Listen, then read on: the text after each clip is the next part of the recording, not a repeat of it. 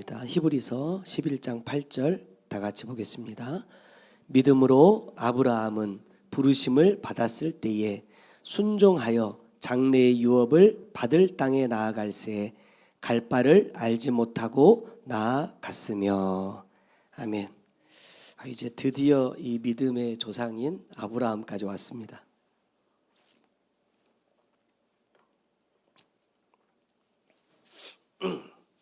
우리가 아브라함 하면 믿음의 조상이다 이렇게 이야기를 많이 합니다. 어떠한 삶을 살았기에 믿음의 조상이라고 인정을 받을 수 있었느냐 말씀을 쭉 묵상해 가는데 유독 이번 말씀 준비하면서 눈에 띄는 부분들이 11절이었습니다. 여러분 11절 한번 보시겠습니까? 믿음으로 사라 자신도 이렇게 나와 있어요. 아브라함을 믿음의 조상이라 불러주셨기 때문에 믿음하면 아브라함입니다. 근데 이 히브리서 11장의 말씀을 묵상하면서 가장 이해가 되지 않는 부분이 바로 이 11절입니다. 우리가 창세기의 말씀을 아무리 여러 번 반복해서 읽어봐도 이 사라라는 사람에게 있어서 믿음이라는 것을 찾아보기가 참 어렵거든요. 야, 이 사람 정말 믿음 있는 사람이다.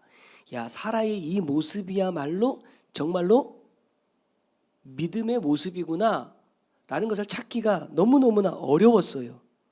그런데 오늘 이 히브리서 11장에서 성경에 나오는 수없이 많은 사람들을 다 제껴놓고요,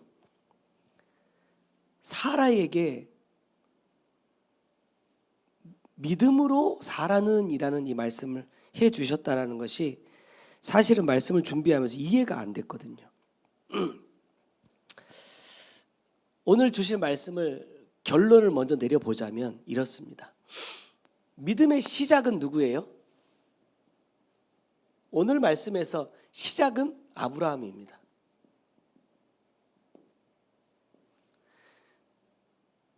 마지막은 누굽니까?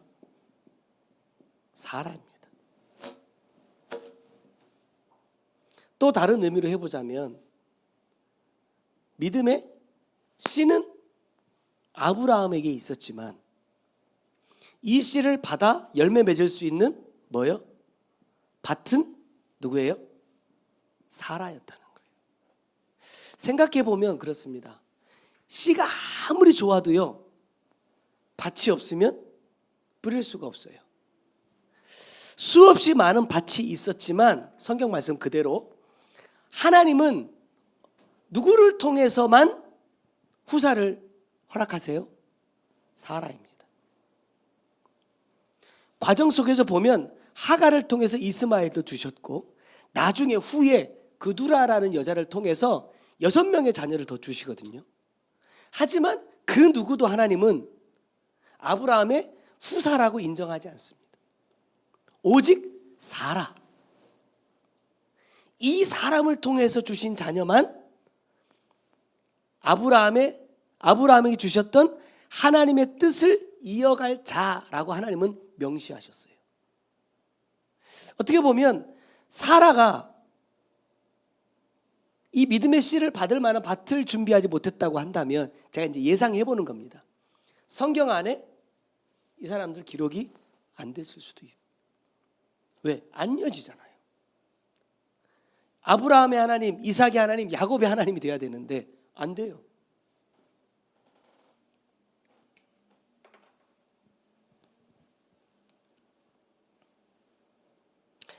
아브라함이 아무리 믿음이 있어도 사라라는 사람의 믿음이 뒷받침되지 않으면 이삭을 얻을 수 없는 것처럼 이 말씀을 통해서 다시 한번 깨닫는 게 뭐냐면 하나 되는 것이 그렇게 중요하다는 겁니다.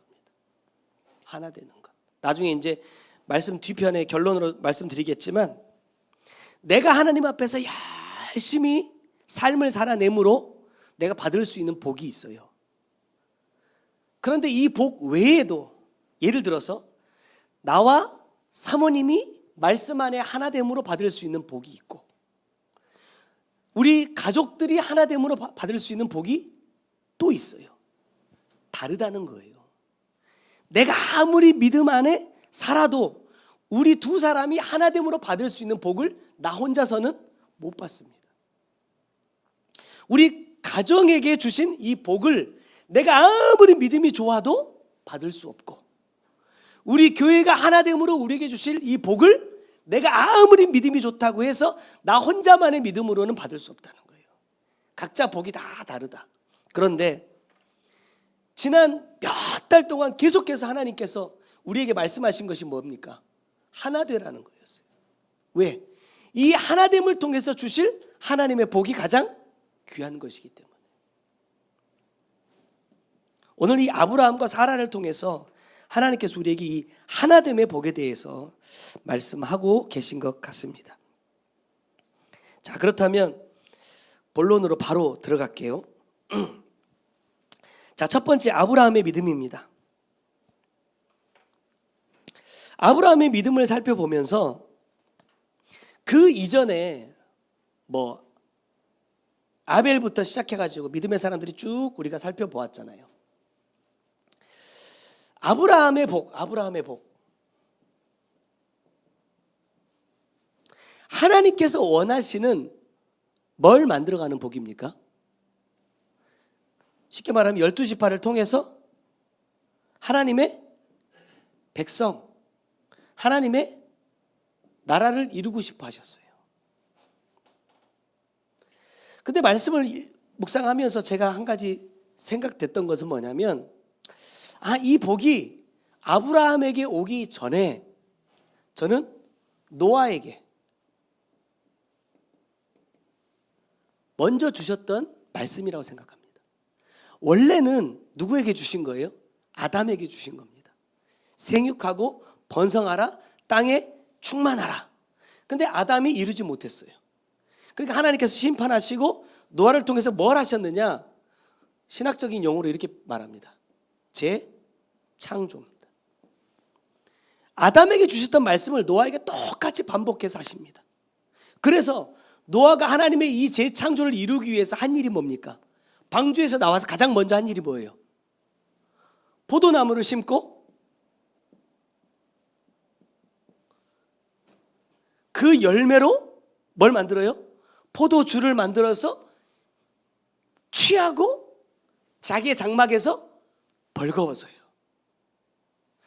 우리는 그것을 이 할아버지가 600살이 넘은 이 할아버지가 이 홍수 하면서 그 몇 달 동안 뭘 못 먹어요? 포도주를 못 마셔가지고 너무 먹고 싶어서 방주에서 나오자마자 포도나무 심어가지고 그 열매로 밟아가지고 포도주 만들어가지고 술 한 잔 거하게 하고 뻗었다, 이렇게 생각했는데 말씀을 보니까 이 포도나무는 몇 그루예요? 한 그루입니다. 한 그루. 단수입니다. 한 그루 포도나무에서 아무리 열매 많이 딴들, 물론 저기 고창인가 가니까 기네스북에 오른 포도나무가 있어요. 한 그루에 400 몇 송이 달렸다던가. 예, 있습니다. 여러분 나중에 기회 되시면 찾아가 보세요. 그렇게도 할 수 있겠지만 여러분 그렇게 하려면 시간이 굉장히 많이 필요하잖아요. 근데 성경 안에서 말씀하고 있는 기간은요, 그렇게 긴 기간이 아닙니다. 상징적으로 뭐예요? 포도주는 뭘 상징합니까? 예수의 피를 의미하는 겁니다. 다시 말하면 그가 노아의 방주의 그 홍수의 심판 이후에 자기 자신이 예수의 피로 말미암아 완전히 충만해지고 뭘 벗어요? 에덴의 동산에서 쫓겨났던 아담과 하와에게 뭘 입혀줍니까? 가죽옷을 입혀주죠. 그걸 뭐라고 했어요? 넌 짐승이다, 너 죄인이다 라는 의미라고 말씀드렸잖아요. 노아는요 이걸 벗어냅니다. 이 짐승의 옷을 벗어요. 그러니까 다시 뭐 할 수 있어요? 에덴의 동산에서 아담에게 하셨던 너 생기로 뭐가 되라? 생명이 되라 하시는 이 말씀을 다시 이룰 수 있는 거예요. 그래서 이 노아는 이 하나님의 약속의 말씀을 이루어갈 수 있는 과정들을 하나씩 밟아갑니다. 근데 이게 복병이 생겨요. 뭐가 가로막죠? 함이라는 아들이 아버지의 그 벌거벗은 모습을 뭐 하지 못합니까? 이해하지 못하는 거예요. 성경 안에도 하나님께서 일을 쭉 해 가실 때 뭔지는 모르겠지만 하나님께서 행하시는 그 일에 무조건 따라가는 사람이 있고 내가 이해되는 만큼 따라가는 사람이 있습니다. 근데 이 함은 지금 이 아버지 노아의 행동이 이해가 되지 않는 거예요. 술 먹고 뻗어버린 노인처럼 보이는 거예요. 그러니까 아버지의 누워있는 그 모습을 형제들에게 가서 고합니다. 근데 여기에는 어떤 뉘앙스를 가지고 있냐면 아버지의 허물을 감추는 것이 아니라 뭐예요? 드러내는 겁니다. 우리에게 익숙한 단어로 하자면 뒷담화하는 거예요. 근데 나머지 형제들은 뒷걸음질 쳐가지고 자기의 옷으로 아버지의 하체를 가린다 그럽니다. 뭐가 하나 되지 못하죠? 형제가 하나 되지 못해요. 그럼 아버지의 뜻은요? 하나님의 뜻은요? 이루어지지 않습니다. 여기서 뭐가 들어와 버려요? 저주가 들어와 버려요. 그래서 다시 아브라함에게 하나님께서 말씀하십니다. 야, 너의 후손을 하늘의 별과 같이 바다의 모래처럼 내가 할 거야 했는데 이삭이 태어났는데 이 사이에 또 뭐가 들어와요? 하갈과 이스마엘이 들어와 버립니다. 성경에 보니까 이스마엘이 이삭을 어떻게 해요? 희롱합니다. 물론 여러 가지 의미들이 있겠지만 중요한 것은 뭐냐면 씨를 조롱한 겁니다. 씨를. 육적인 어떤 의미들도 있겠지만 영적으로 보면 야, 너 아버지 아들로 태어났지만 내가 뭐예요? 내가 장자야. 넌 둘째야. 하나님께서 이루어 가실 계획을요 인정하지 않는 거예요. 그러니까 하나님 어떻게 하십니까? 쫓아내버려요. 나중에 그두라를 통해서 6명의 아들을 낳습니다. 한 사람도 이 집안에 못 남아 있어요. 다 나갑니다. 왜? 하나님의 뜻이 이거기 때문에. 우리가 만약 하나님의 하나됨에 함께 할 수 없는 자가 된다고 하면 하나님 어떻게 하신다? 쫓아내신다. 육적으로 쫓겨지는 게 아니에요. 희한하게 제가 여러 번 말씀드리지만 한국 교회 안에 분쟁이 있으면 나가질 않아요. 교회 안에서 싸워요. 왜 그러죠? 나가세요. 여러분 나가셔야 됩니다. 아니요. 그냥 웃자고 하는 소리가 아니라 여러분 교회 안에서 다투면 안 돼요. 안 맞으면 그냥 나가면 됩니다. 내가 맞는 곳을 찾아가면 됩니다. 그럼 싸울 필요가 없어요. 주님의 몸을 찢으면 안 돼요. 내가 찢는 거 아니에요. 쫓아내십니다. 쫓아내셨지만 여러분 이 사람들이 미워서 쫓아낸 게 아니에요. 하나님의 뜻을 회방하여서 쫓겨났지만 이 사람들이 하나님께 복 안 주셨습니까? 주셨어요. 기회를 주셨다니까요. 여러분 12지파 12방백을 먼저 이룬 건 누구예요? 이스마엘입니다. 이 말은 무슨 말입니까? 하나님의 계획을 알고 있었어요. 하나님의 뜻은 알고 있었지만 이 계획을요 교묘하게 비틀어 버리는 거예요. 어떤 목적으로? 내 뜻을 이루기 위한 목적으로. 그래서 이스마엘의 12자녀들은 12지파라고 표현하지 않고 12방백이라고 표현합니다. 하나님의 뜻에서 조금씩 틀어지는 거예요. 그러니까 나중에 가서 보니까 뭐가 돼버려요? 전혀 다른 길로 가버려요. 여러분 나중에 에서와 야곱도 마찬가지입니다. 성경에 보니까 에서는 미워하고 야곱은 사랑했다. 그러니까 하나님께서 처음에 태어나기도 전부터 이 사람을 택해서 이 사람을 구원할 자로, 이 사람을 버릴 자로 택했다, 그런 의미 아니에요. 하나님의 계획에 차이가 있다라는 겁니다. 그들을 통해서 이루어갈 하나님의 계획에는 차이가 있지만, 너 내가 미워하니까 너는 가서 죽어, 이렇게 말씀하신 게 아니에요. 에서는 점점점 하나님께서 미워하시는 길로 가버렸다, 이 말입니다. 하나님의 입장에서, 우리에게 입장에서는 현재만이 우리가 알 수 있는 시간이지만, 하나님의 입장에서는 뭐예요? 과거, 현재, 미래가 다 있습니다. 에서에게도 똑같이 기회를 준다니까요. 회개할 수 있는 기회, 돌이킬 수 있는 기회, 하나님의 뜻을 이룰 수 있는 기회를 주신다니까요. 그런데 멀어져요. 그렇게 따져보면 야곱은요, 아버지를 떠나서 20년 동안이나 자기 방식대로 살았습니다. 근데 하나님께서 주시는 그 기회들, 뭐 자기의 딸 디나가 못쓸 짓을 당하고 이런 사건들을 통해서 뭐예요? 하나님께로 돌아옵니다. 그 기회들을 내가 회개하고 돌이킬 수 있는 기회로 잡는단 말이에요.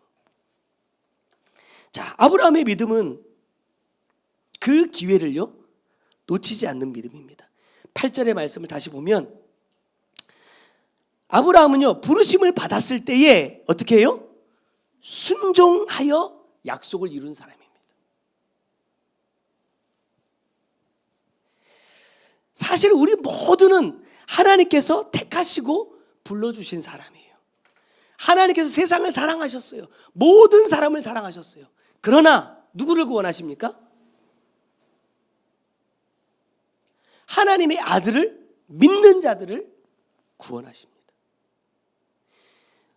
너는 내가 구원할 사람, 너는 안 구원할 사람으로 태어나기 전에 이미 다 갈라놓고 지옥 갈 사람, 천국 갈 사람으로 만들어 놓으시는 것이 아니라,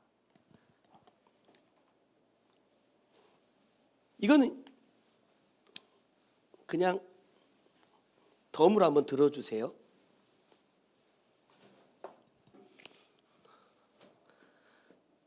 천국과 지옥에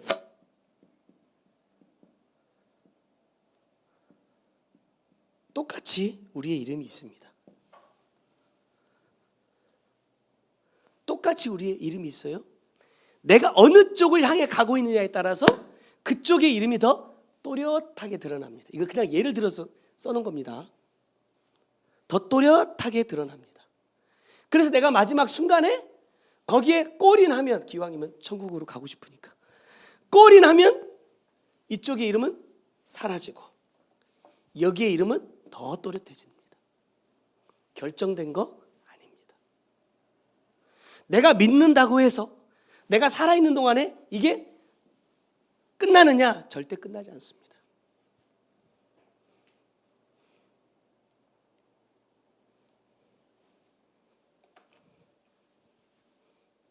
우리 모두는 하나님께서 택하시고 불러주신 사람들입니다. 그러나 그것만으로 하나님의 뜻을 이룰 수는 없다는 거예요. 나 택하셨으니까, 나 목사로 불러주셨으니까 나 당연히 이쪽이지, 나 그렇게 확실하게 믿고 있어, 그럼 이게 결정이 끝나는 거냐? 아니라는 말씀이에요. 오늘 주님은 말씀을 통해서 아브라함이 이삭을 낳고 믿음의 조상이 될 수 있었던 이유는 뭐예요? 순종하는 사람이었기 때문이라는 거예요. 나중에 이제 아브라함이 그두라를 통해서 왜 6명의 자녀를 낳았는지도 기회가 되면 한번 살펴봤으면 좋겠어요. 왜 그랬을까? 이때가 언제냐면 사라 죽고 지금 자기 아들 이삭이 결혼한 때입니다. 그러니까 거의 물론 이제 정부인은 아니지만 아버지의 부인과 아들의 부인이 같이 아기를 낳아요. 잠깐만, 이삭의 부인이 누구예요? 리브가는 2명밖에 못 낳지만 아브라함은요 6명을 내리 낳는다니까요.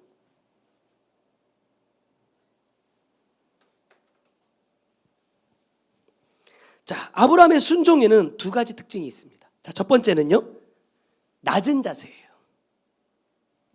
아브라함이 마므레의 상수리 나무 아래서 쉬고 있을 때 여러분 세 사람이 지나갑니다. 그때 아브라함이 곧장 달려가 가지고 그 사람들을 자기의 장막으로 와달라고 요청을 해요. 왜 그랬을까요? 여러분, 이 사막에서 내 양치기도, 내 가족들 건사하기도 쉽지 않은 상황이거든요. 그런데 누군지도 모르는데 지나가는 사람들을 붙잡고 우리 집으로 오라는 거예요. 내가 대접해 주겠다는 거예요.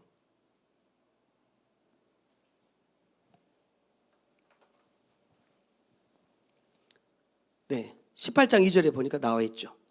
이 말씀을 죄종을 통해서 이렇게 해석을 해주셨는데 중요한 건 아니지만 한번 보세요. 띄워주세요. 자, 사람 셋이라는 것은 말씀하시고 행하시고 이끄시는 하나님을 말합니다. 그 다음에 그가 그들을 보자라는 것은 정확하게 보고 듣는다는 뜻이고, 몸을 땅에 굽혔다는 것은 말씀 앞에 철저히 엎드리고 낮아진다라는 겁니다. 자, 이것은 무엇을 의미하냐면 말씀을 대하는 아브라함의 태도를 보여주는 거예요. 하나님께서 말씀하실 때에 그 말씀을 어떻게 듣고 있느냐, 어떤 마음으로 듣고 있느냐, 이 아브라함의 모습을 보여주는 겁니다. 지금 지나가는 이 세 사람이 하나님처럼 보였는지 천사처럼 보였는지는 모르겠어요. 근데 성경에는 뭐라고 표현하느냐? 사람 셋입니다. 우리가 예전에 많이 들었던 말 중에 이런 말씀이 있어요. 어린아이가 하는 말을 통해서도 뭘 들어라? 나에게 주시는 하나님의 말씀으로 들을 줄 알아야 된다는 거예요.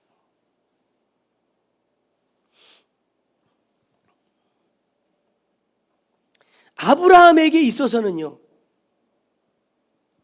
그 사람들이 어떤 지위를 갖고 있고 어떤 권력을 갖고 있는 사람인지 따지지 않았어요.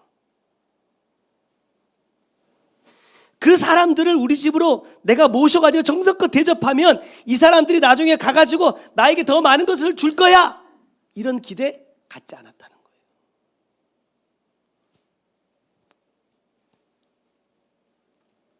그러나 중요한 것은 이 말씀을 통해서 우리가 볼 수 있는 아브라함의 말씀을 대하는 태도라는 거예요.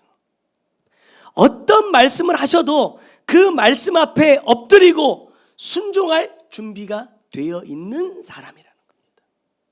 다시 말하면 어떤 환경이 찾아와도, 어떤 사람을 통해서 어떤 말을 듣게 하셔도 아브라함은요, 그 안에서 하나님의 뜻을 찾는다는 거예요.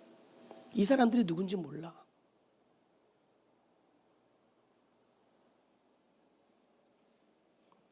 그것이 하나님께서 사람을 창조하시고 사람에게 주시는 가장 귀한 복, 뭐예요? 바라크라는 복을 받을 수 있는 이유가 되었다는 겁니다. 이 바라크는 물론 말씀 앞에 무릎을 꿇는다라는 의미도 있지만, 이 바라크의 원래적인 의미 속에는 사람에게 하나님이 주시는 최고의 복이다라는 뜻을 갖고 있습니다. 우리가 받을 수 있는 최고의 복은 뭐다? 돈벼락이 아닙니다. 말씀 앞에 무릎을 꿇는 것이 하나님께서 사람에게 주시는 최고의 복이라는 거예요. 그 복을 아브라함은 받은 사람이라는 겁니다.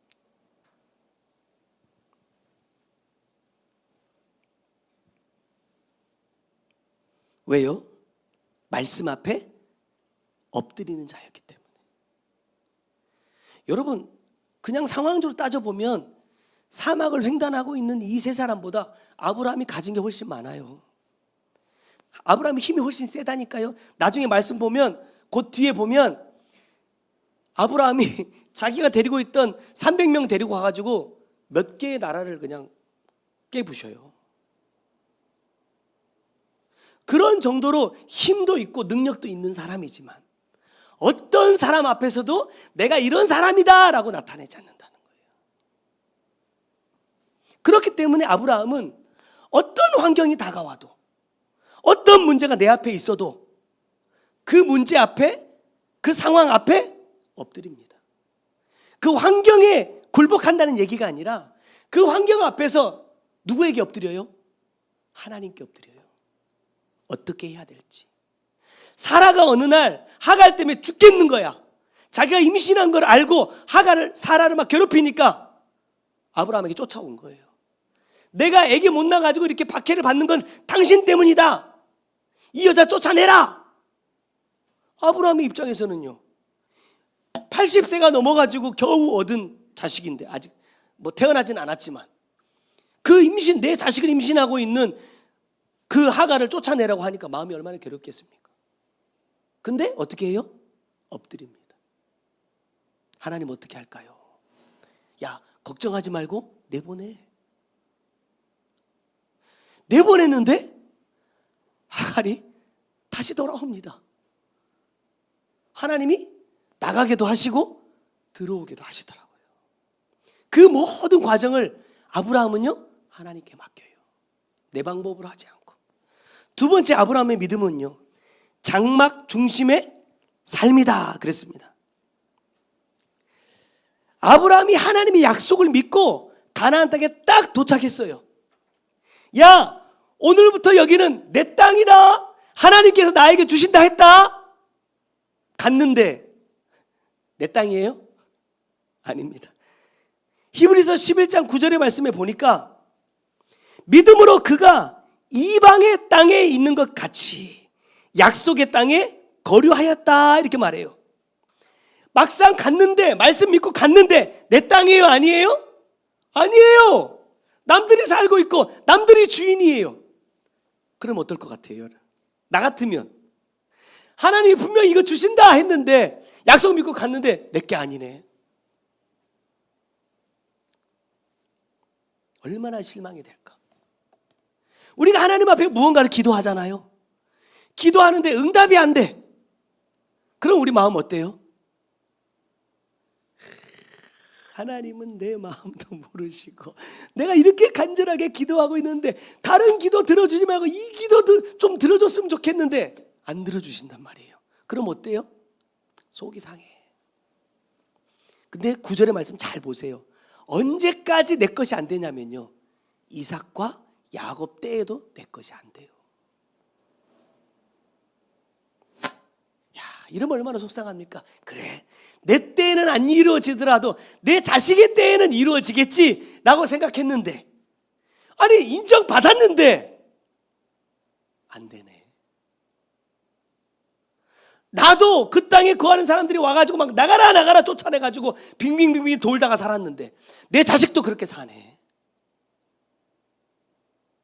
근데 내 자식의 자식 때까지 그러네. 언제 이 땅이 내 거가 돼요? 아브라함에게 말씀하시고 몇 년이요? 400년. 출애굽하여서 정복전쟁을 한 뒤에서야 내 거가 됩니다. 그 말씀이 이루어집니다. 할 수 있겠습니까? 만약에 이와 똑같은 말씀을 나에게 주신다면 난 믿음으로 아브라함의 하나님, 이삭의 하나님, 야곱의 하나님이 되게 할 수 있겠습니까? 어려운 일이더라고요.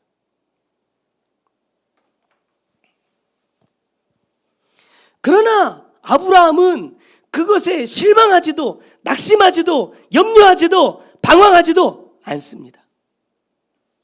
우리가 기도하면서 참 이 응답이라는 것에 대해서 잘못 이해하고 살아가는 게 뭐냐면, 응답은 반드시 내가 받아야 된다라고 생각하는 거예요. 응답은 반드시 내가 구한 것이 나에게 주어지는 것이 응답이라고 생각한다는 거예요. 어떤 분이, 미국의 훌륭한 목사님이 기도에 대해서 이런 말씀을 하셨어요. 기도는 내 뜻을 하나님 앞에 구하는 것이 아니라 하나님의 뜻이 무엇인지를 묻는 시간이다. 이해가 되십니까? 솔직히 이해가 잘 안 돼요. 기도는 내 뜻을 이루기 위한 시간이 아니라 하나님의 뜻이 무엇인지를 구하는 시간. 그리고 그 다음은 뭐냐? 내 뜻을 하나님의 뜻에 일치시키는 것이 뭐예요? 기도라는 겁니다. 가나안을, 젖과 꿀이 흐르는 가나안 땅을 너에게 줄 거다. 그것이 어떤 의미인지는 다 모르겠지만 하나님의 그 뜻이 이루어질 수 있도록 가나안 땅으로 갔단 말입니다. 갔는데 그 땅은 꿀도 흐르지 않는 땅입니다. 내 것도 아닙니다. 그럼 그때부터 뭐 하는 거예요? 하나님께서 나에게 그렇게 말씀하신 의도가 뭔지, 하나님의 뜻이 무엇인지를 아브라함은 계속해서 묻는 겁니다. 수없이 많은 사건들이 일어나잖아요. 뭐 자기 부인을 뭐 누나라고 누이 동생이라고 속였다가 다른 왕이 부인 삼으려고 데려갔다가 다시 오고, 그런 많은 과정들을 겪습니다. 그 많은 사건들을 통해서 아브라함은요, 하나님의 뜻을 조금씩 알아간다는 거예요.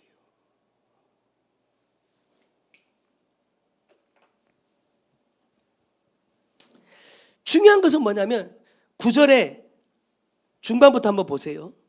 동일한 약속을 유업으로 함께 받은 누구요? 이삭 및 야곱과 더불어 어디 거합니까? 장막에 거한다는 겁니다.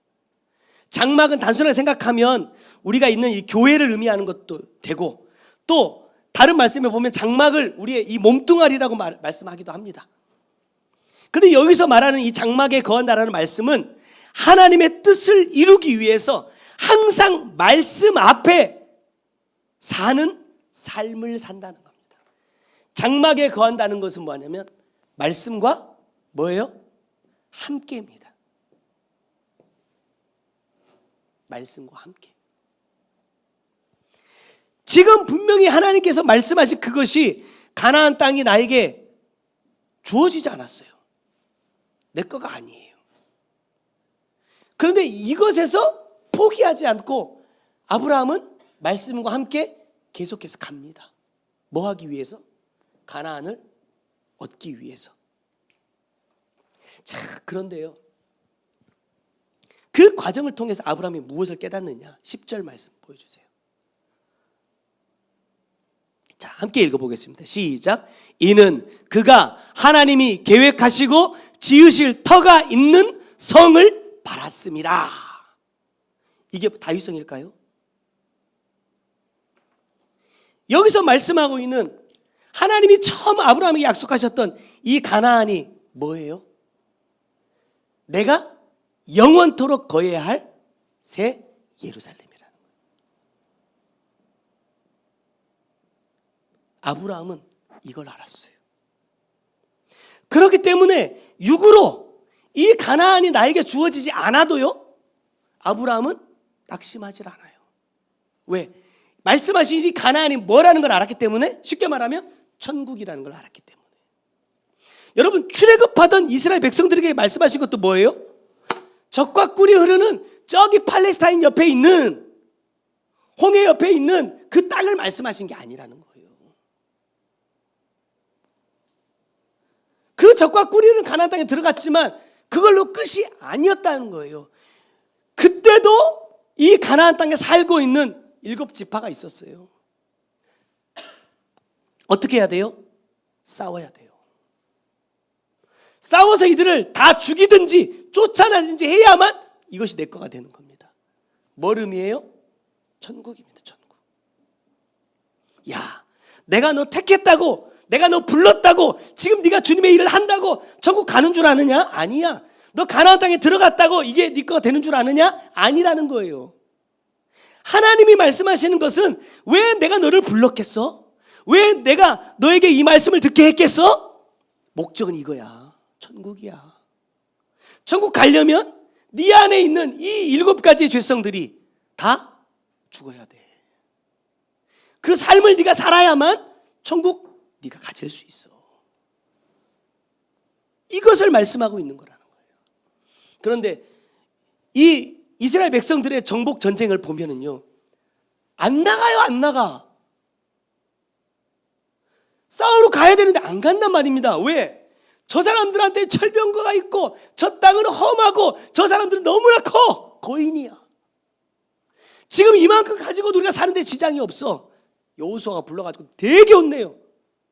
야, 다시 지도 가져와. 다시 그려. 너 여기 가야 돼. 아유, 저기는 철병거가 있습니다. 저기는 거인이 있습니다. 여호수아가 뭐라고 말해요? 할 수 있어. 너는 할 수 없어도 하나님은 하실 수 있어. 왜? 하나님이 이 땅 너한테 주셨잖아. 가라는 거예요. 안 갑니다. 안 갑니다. 보세요. 그들이 끝까지 견디고 이스라엘 백성과 함께 합니다. 그러니까 어떻게 돼요? 그 남아있던 자들의 그 죄악된 풍습이 이스라엘 안으로 그대로 들어와요. 결국 젖과 꿀이 흐르는 가나안 땅은, 육적인 땅은 얻었지만 병들어요. 하나님을 떠나요. 이방인을 섬겨요. 그래서 하나님이 이 가나안도 다 멸하시죠. 다 쫓아내시죠. 그리고 70년을 안식하게 하십니다. 다시 하나님의 땅으로 회복시키시려고. 이 어떤 지역에 있는 이 가나안이 목적이 아니라는 거예요. 뭐가 목적이다? 천국이 목적이다. 아브라함은요, 그 사실을 알았어요. 아브라함이 이삭과 야곱과 함께 장막 안에 거하면서 우리를 통하여 무엇이 이루어지기를 원하느냐? 이것이 이루어지기를 원한다는 거예요. 하나님의 뜻이 이루어지기를 원한다는 거예요. 다시 생각해 보면, 말씀 안에 거하지 않으면, 말씀과 함께 하지 않으면 우리는 뭘 이룰 수 없다? 하나님의 뜻을 이룰 수 없다는 거예요. 요즘 보면서 저도 마찬가지지만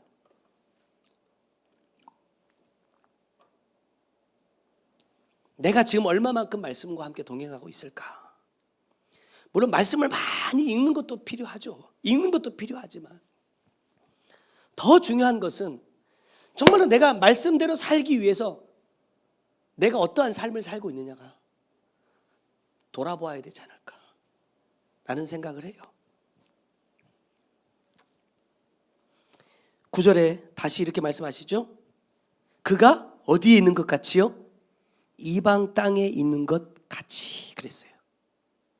이 말씀을 다른 번역본으로 풀어보니까 이렇게 말해요.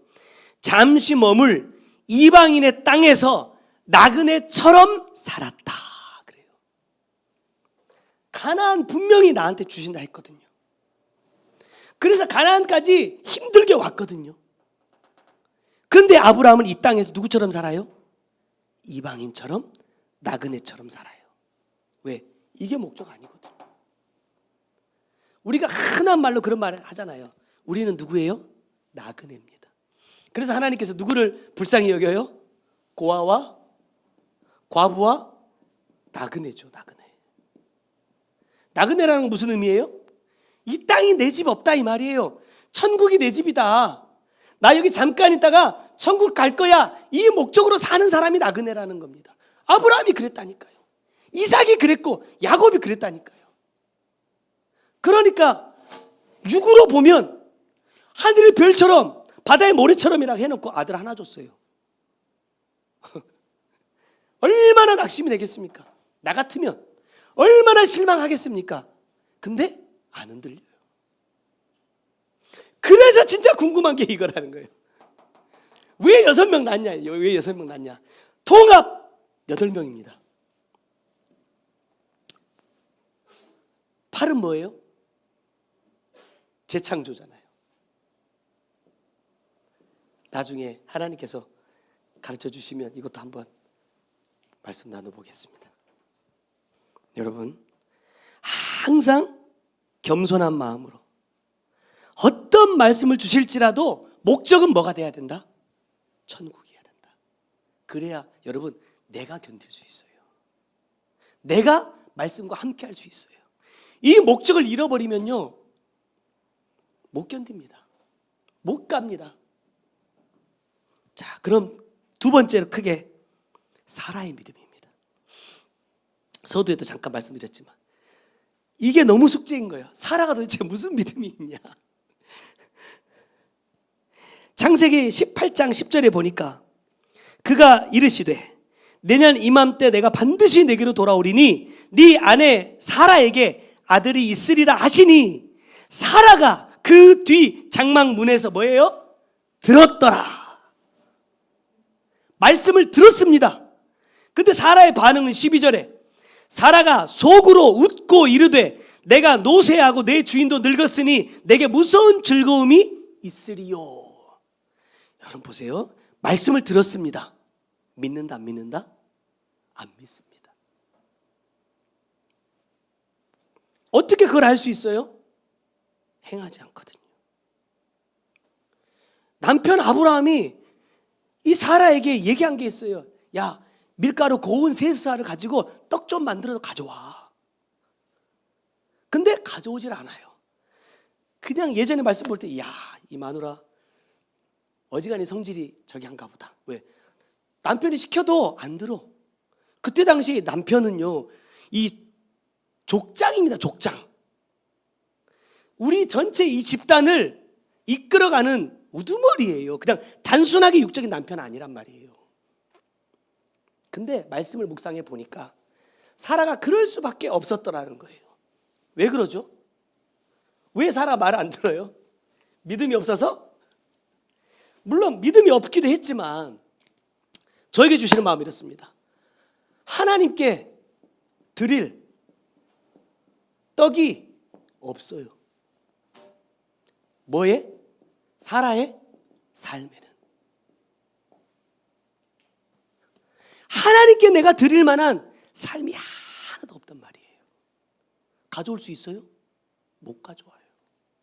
가져올 게 없단 말입니다. 성경이 말하는 고운 가루는요, 어떻게 해야 돼요? 빻아야 돼요. 빻아. 뭘 의미해요? 사람을 만드실 때 그 먼지 부서져야 된다 이 말입니다. 그리고 이 고운 가루가 뭐랑 하나 돼야 돼요?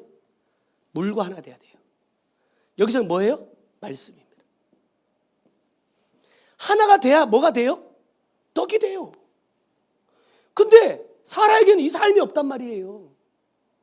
나를 부시지도 않고 내 죄를 보고 회개하지도 않고 말씀과 함께 하지도 않아. 뭘 만들 수 없어요? 떡을 만들 수 없어요. 가져올 수 없다 이 말이에요. 그러니까 천사를 통해서 축복의 말씀을 주셔도 믿을 수가 없는 거예요. 비웃을 수밖에 없는 거예요. 여기 보면 사라는 나이가 많아 늙었고, 창세기 18장 11절에 사라는 나이가 많아 늙었고 사라에게는 여성의 생리가 끊어졌다 이러겠는데, 나이가 많아 늙었다라는 것은요, 나 죽었다 이 말입니다. 나 사람 구실 못한다 이 말이에요.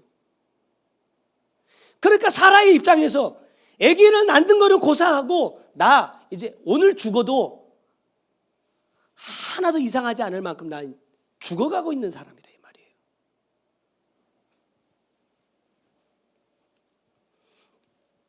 그런데 히브리서에서는 이렇게 말씀합니다. 11절 말씀. 믿음으로 사라 자신도 나이가 많아 단산하였으나, 이 창세기 18장 11절 말씀과 똑같은 말이에요. 그런데 단산하였으나 잉태할 수 있는 뭘 얻어요? 힘을 얻었다는 거예요. 어떻게 해요? 답이 안 나와. 어떻게 얻었는지 모르겠다 이 말이에요. 어떻게 얻었는지를. 근데 그 뒤에 이는 약속하신 일을 미쁘신 줄 알았다는 거예요. 미쁘시다라는 것에 많은 의미가 있지만 여기는 이런 뜻입니다. 하나님은 내가 믿을 수 있는 분이구나. 이제야 비로소 사라가 뭐 했어요? 하나님의 말씀을 신뢰했다 이 말입니다. 어떻게 이런 일이 갑자기 일어났을까? 여러분, 갑자기 일어나지 않습니다. 제가 추측해 보는 것은 뭐 감동이란 말도 쓰지 말라 하고 막 뭐 주님이 뭐 주셨다 이런 말도 쓰지 말라 하시니까 말하기가 참 어렵네요. 제가 말씀을 묵상하면서 제가 깨닫는 것은 이랬어요. 지금 사라는 무엇을 통해서 약속하신 그 하나님이 미쁘시다라는 것을 깨닫게 되었을까? 다른 거 아닙니다. 아브라함의 삶을 통해서입니다. 이 약속의 말씀하신 뒤에 많은 사건들이 일어납니다. 쉽게 말하면 조카 롯이 살고 있는 소돔과 고모라가 멸망한다. 그러니까 아브라함이 가가지고 막 몇 번 기도해가지고 10명까지 겨우 줄여놨다가 나중에 또 조카가 잡혀가고 나니까 막 쫓아가서 막 죽이고 막 그런 사건들이 막 여러 번 반복합니다. 사라가 뭘 봐요? 나도 지금 늙어 죽게 생겼지만 내 남편은 나보다 몇 살이 많아요? 10살이나 더 많습니다. 그러면 지금 몇 살이에요? 내년에 아기 날 거야. 사라가 90살에 낳았으니까 지금 남편 몇 살이에요? 99살이라니까요. 99살인 할아버지가 지치지도 않고 하나님의 뜻을 막 이루어가네.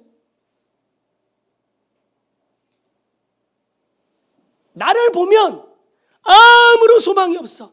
난 믿음도 없어. 근데 내 남편을 보니까 된다 이 말입니다. 저 늙은 양반은 하나님의 말씀 말고는 의지하는 게 없어. 믿는 게 없어.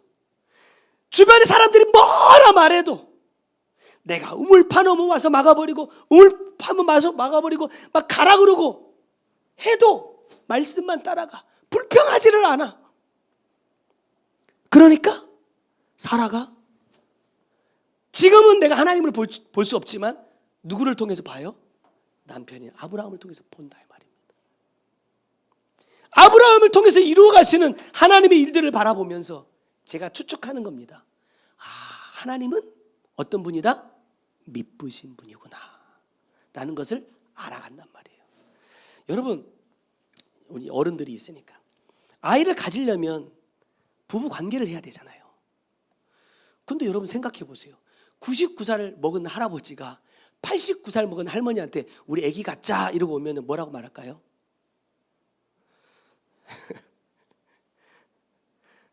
그런 마음도 없을 겁니다. 생각도 없을 거예요. 근데 이제 사라에게 뭐가 생겨요? 그래, 하나님의 약속을 이루어 보자는 거예요. 나는 지금 나이가 많아 늙었고 생리가 끊어졌지만 뭘 믿어보자 이 말이에요? 말씀 믿어보자. 믿음이 생기기 시작하더라는 거예요. 여러분, 믿음이 없으면 못합니다. 하나님은 이 믿음을 통해서 일하신 거예요. 나중에도 보면 그렇다고 막 사라가 갑자기 믿음이 팍 자란 건 아닙니다. 나중에 이삭 바칠 때 사라한테 말한다 안 한다? 안 해요. 왜? 그것까지도 해낼 수 있는 믿음 사라이 없어요. 하지만 이건 되더라. 왜? 아브라함을 통해서. 우리가 지난주에도 그런 말씀을 잠깐 나눴잖아요. 나는 저 사람에게 어떤 사람으로 어떤 영향력을 끼칠 것이냐 이 말이에요. 내가 이 사람들의 영을 살리고 회복시키고 하나님의 뜻을 따라갈 수 있게끔 하는 사람이냐, 아니면 오히려 더 실망하고 낙심하게 만드는 사람이냐. 저는 교회 안에서 목사지만 집에서는 아버지잖아요. 우리 애들이 아마 가장 힘들 겁니다. 왜? 설교할 때는 엄청 믿음 있는 것 같은데 실제로 아빠의 삶은 어때? 대답을 못 하잖아요. 이러니까 애들이 엄청 시험에 든단 말이에요. 왜? 아니, 지가 먼저 말한 대로 살아야 나도 따라갈 텐데 말은 잘하는데 삶이 안 되니까 못 따라온단 말입니다. 저도 빨리 은퇴를 했으면 좋겠네요. 조기 은퇴. 안 되니까. 자, 그런데 사라가 그저 아브라함 덕분에 다 해낸 것이냐? 또 그렇지만은 않습니다. 사라가 아들을 낳고 이 이름을 뭐라 부르죠? 이삭이라 부릅니다. 자, 이 이름에 엄청난 비밀이 있더라고요. 자, 아까 우리가 봤던 창세기 18장 12절의 말씀 보면 사라가 속으로 웃고라는 뜻입니다. 자, 이삭이라는 이름의 뜻도 웃음입니다. 근데 여기도 보면 속으로 웃었다, 웃고. 여기 이제 이 말씀의 뉘앙스는 어떤 뜻이냐면 비웃는다는 거예요.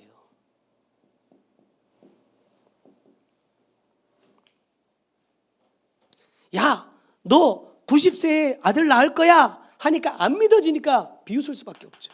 그런 일이 어떻게 일어나냐. 그런데 여기서 말하고 있는 이 웃고와 이삭이라는 이 웃음이라는 이 뜻이 근이 같습니다. 같아요. 그런데 한 가지 차이가 있습니다. 어떤 차이가 있느냐 한번 띄워주실래요? 자, 속으로 웃고라고 말할 때 이 말은요 차하크입니다. 오, 이렇게 잘 나와? 자, 이삭은 이츠 하크.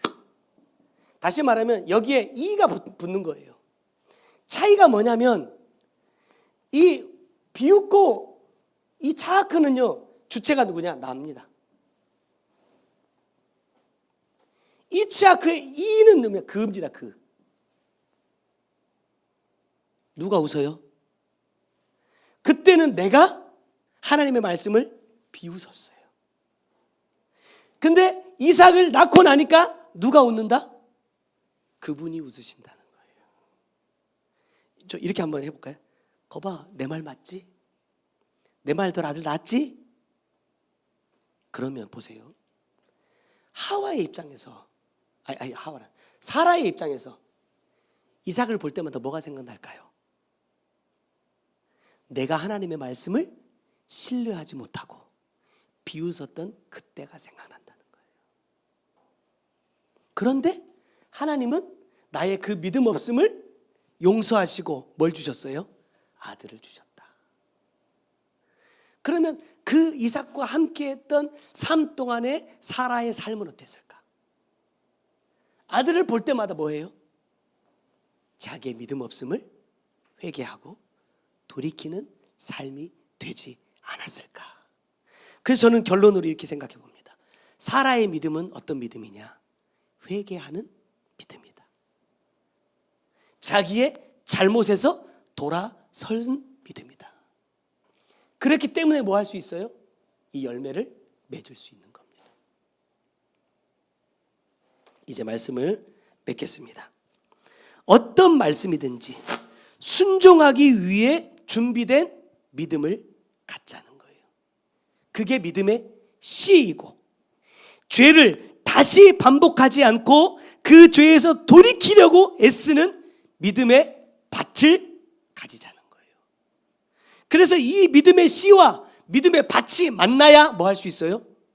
이삭이라는 열매를 맺을 수 있기 때문에 오늘 이 말씀을 받는 우리 모두에게도 아브라함과 사라의 이 믿음을 본받아서 내가 아닌 누구를 웃게 하자? 주님을 웃게 하자. 그러면 우리의 삶을 통해서 하나님이 원하시는 열매가 반드시 맺어진다. 저는 이 영권, 인권, 물권의 복 이번에 추석 대성회를 거치면서 하나님께서 이제 더 이상 기다리시지 않는다. 이제 뭐가 시작되느냐? 제 생각입니다.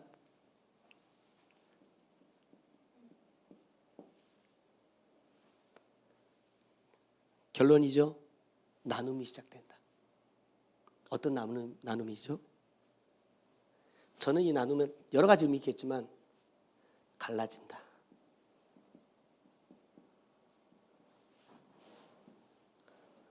시작됩니다. 어느 쪽으로 가실 것인지는 이제 선택해야 됩니다. 근데 중요한 것은요. 아까 말씀 나눴던 것처럼 아브라함처럼 말씀과 하나가 되지 않으면 분명한 것은 하나님이 원하시는 곳으로 못 갑니다. 저도 그렇고 여러분에게 마지막으로 부탁드리고 싶은 것은 여러분 정신을 바짝 차려야 하는 거예요. 이번 성회 때도 계속 말씀을 주셨지만 바짝 차려야 따라갈 수 있습니다. 꼭 저와 여러분이 그 자리에, 하나님이 웃으시는 그 자리에 그 열매를 가지고 설 수 있는 자들이 되시기를 주님의 이름으로 부탁드립니다. 기도하겠습니다. 사랑하는 주님, 감사합니다. 씨도 중요하지만 그 씨를 받을 수 있는 밭 또한 너무나 중요하고 소중한 것임을 다시 깨닫습니다. 아브라함이 아무리 믿음이 있을지라도 믿음을 가진 밭이 준비되지 않으면 이삭이라는 열매를 거둘 수 없는 것처럼 우리에게 아브라함과 같은 씨를 받을 수 있는 믿음, 또 사라와 같이 그 믿음의 씨를 받아 하나님 열매 맺을 수 있는 믿음을 허락하여 주옵소서. 혹시 하나님 말씀과 함께하고 있지 못하다면, 하나님의 말씀을 받았음에도 내가 그 말씀에 순종하지 못하고 엎드리지 못하고 비웃고 있는 자라고 한다면 하나님 이 죄에서 속히 돌이키게 하시고 이제는 내가 웃는 삶이 아니라 하나님께서 나를 통하여 웃으실 수 있는 삶이 될 수 있도록 은혜를 베풀어 주셔서 아브라함과 하와의 방법이 아닌 하나님의 방법으로 하나님이 원하시는 생명을 그들에게 허락해 주신 것처럼 내가 원하는 복이 아닌 하나님이 원하시는 영권과 인권과 물권의 복이 우리에게 주어질 수 있도록 하나님 역사하시고 인도하여 주옵소서.